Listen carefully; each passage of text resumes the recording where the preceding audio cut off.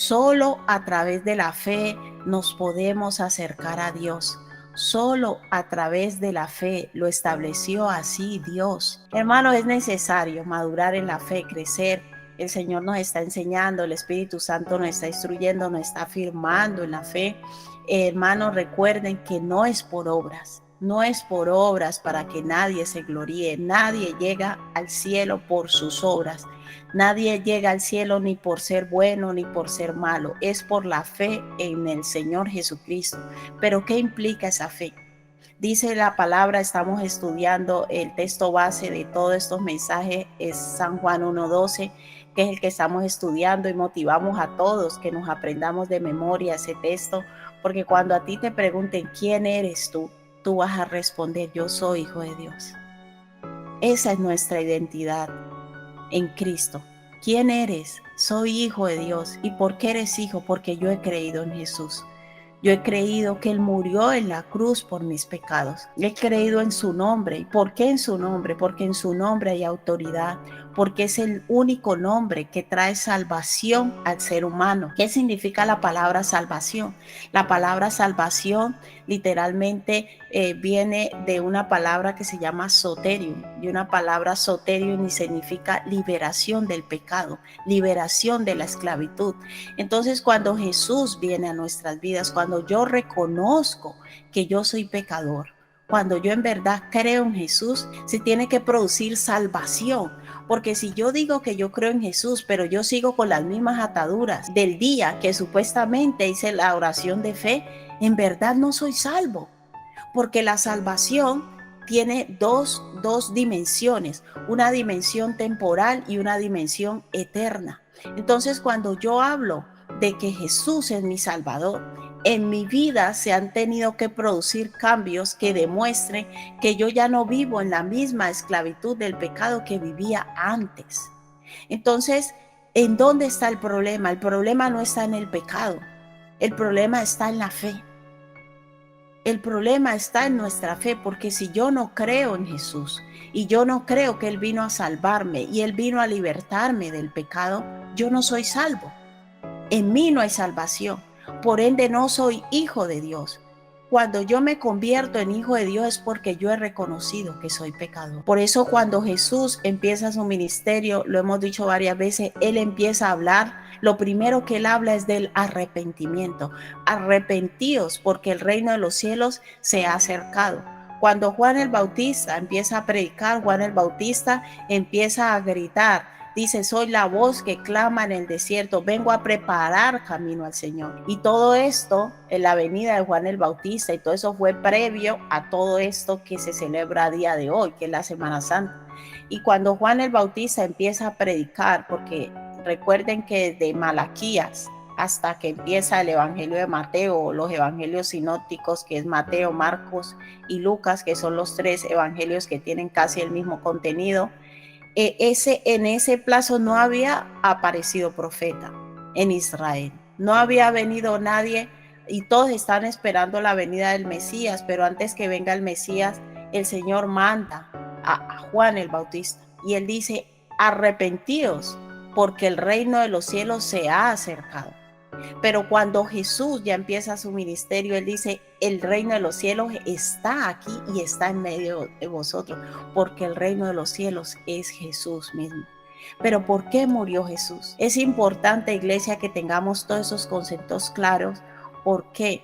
Porque nosotros necesitamos entender por qué tenemos que seguir a Dios y qué propósito hay en seguir a Dios. Yo les pido perdón nuevamente por un evangelio mal enseñado, mal predicado, pero Dios en su infinita misericordia a día de hoy nos permite conocer esas verdades para que nosotros, cuando vayamos a predicarle a otros, porque esa es nuestra responsabilidad, llevar el mensaje a otros de salvación, le llevemos un mensaje correcto. Y yo pido perdón por el evangelio que yo llamo el evangelio de la yuca y la papa, donde a usted le decían: busque a Dios para que Dios le cambie la vida. Busque a Dios para que Dios le ayude con su esposo, con sus hijos, le dé un trabajo. Eso es verdad, pero es una añadidura, no es el propósito por el cual nosotros debemos predicar a Cristo. Nosotros debemos hablarle a otros de Jesús porque Jesús vino para salvar nuestra vida. Primero, de la condición de pecadores y segundo, para darnos una eternidad junto a Dios. Entonces, cuando hablemos a otros de Dios, nosotros tenemos que ser sinceros y decirle, en ti hay una condición de pecador. Porque uno cuando no conoce a Dios, uno no ve el pecado. Cuando nosotros no conocemos a Dios, todos nos creemos buenos. Creemos que somos buenas personas, que de vez en cuando cometemos errores, pero nos creemos buenos en nuestro corazón. Pero la palabra de Dios no nos enseña eso. No hay bueno ni siquiera uno. No hay uno en la vida que no haya pecado. Por eso dice, por cuanto todos pecaron y están destituidos de la gloria de Dios. Entonces el mensaje de salvación que nosotros tenemos que llevarle a la gente, en verdad, no son las añadiduras. Hay personas aún que han cometido el error de meterse al servicio a Dios, diciendo que si ellos sirven a Dios, Dios le va a cambiar a su familia, le va a transformar sus hijos, y ese no es un evangelio correcto. No hay un versículo que respalde eso.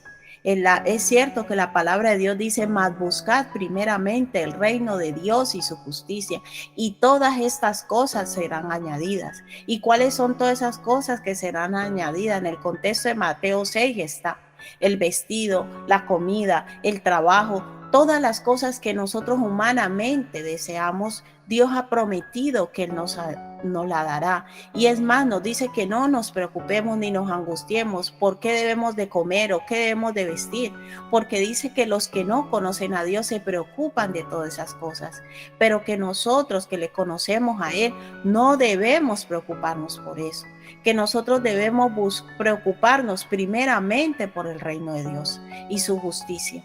Y su justicia, que es su bien hacer las cosas como Dios manda. Pero ¿qué es el reino de Dios? El reino de Dios es el sistema de gobierno, el sistema de vida que Dios le ofrece a todo ser humano. Hermanos, yo con todo el amor y el respeto se los digo, necesitan muchos renovar su evangelio. Necesitan renovar esas buenas nuevas que escuchaste un día diciendo que si tú buscabas a Dios, Dios te iba a cambiar la vida conforme a los deseos que tú querías, y ese no es el verdadero evangelio. El verdadero evangelio es cuando nosotros le enseñamos a las personas que Jesús murió porque nosotros éramos pecadores. Y cuando nosotros entendemos esas verdades y entendemos que bueno, no hay sino uno y es Dios, entendemos que yo necesito buscar a Dios para que Dios primero me transforme a mí. Porque es que mucha gente durante años ha ido a la iglesia esperando que Dios le cambie al marido, que Dios le cambie a los hijos, que Dios le dé un trabajo, cuando eso se llaman añadiduras. Lo primero que Dios quiere hacer es transformarnos a cada uno de nosotros. Y si tú hoy estás allí sentado escuchando esa palabra, mi deber es decirte la verdad. Y decirte que tú hoy estás allí sentado porque Dios quiere transformar tu vida y la mía.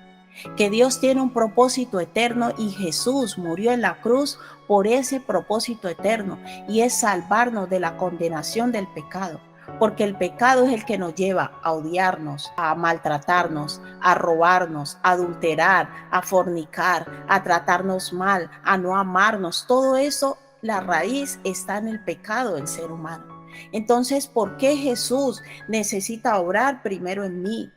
Yo hoy quiero decirte de parte de Dios, y es que Dios primero quiere transformar tu vida antes de que tú quieras que Él transforme a otros. Y quizás tú durante yo no sé cuántos años o es primera vez que asistes a una congregación, pero sea que lleves muchos años o que sea tu primera vez en una congregación, yo te digo la verdad, tú estás allí sentado porque Dios quiere transformar tu vida y la mía. Por eso murió Jesús. Porque Dios quiere transformar, y hay personas que quieren ser altruistas diciendo yo quiero transformar al mundo, pero el mundo empieza a ser transformado cuando yo empiezo a ser transformado. Mi familia empieza a ser transformada cuando yo empiezo a ser transformado. Y la iglesia empieza a ser transformada cuando yo empiezo a ser transformada. O sea, Dios determinó que todo empieza por cada uno de nosotros.